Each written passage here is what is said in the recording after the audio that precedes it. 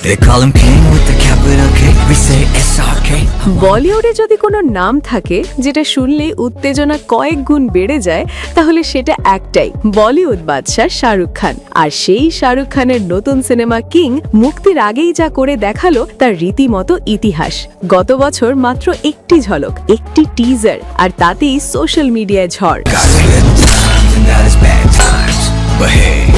Teaser মুক্তির পর থেকেই ভক্তরা দিন গুনছেন কবে আসবে শাহরুখ খানের কিং। আর সেই অপেক্ষার মাঝেই এলো এক বিশাল সুখবর। খ্যাতনামা চলচ্চিত্র তথ্য ভান্ডার ইন্টারনেট মুভি ডেটাবেস IMDb ঘোষণা করেছে 2026 সালের সবচেয়ে বহুল প্রতীক্ষিত সিনেমা, আর তালিকার 1 নম্বরে রয়েছে কিং।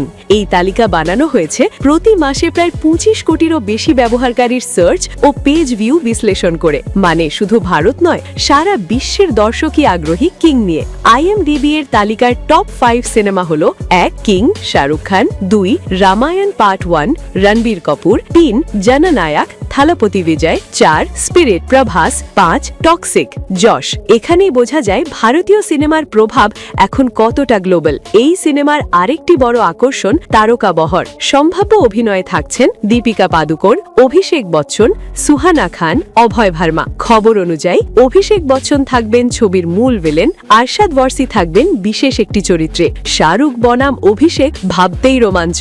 সব শেষে যেটা সবচেয়ে গুরুত্বপূর্ণ, কিং মুক্তি পাবে 2026 সালেই বিশ্বব্যাপী। সব মিলিয়ে বলা যায় কিং শুধু একটা সিনেমা নয়, এটা হতে চলেছে একটা ইভেন্ট। दुनिया ने दिया सिर्फ एक ही नाम।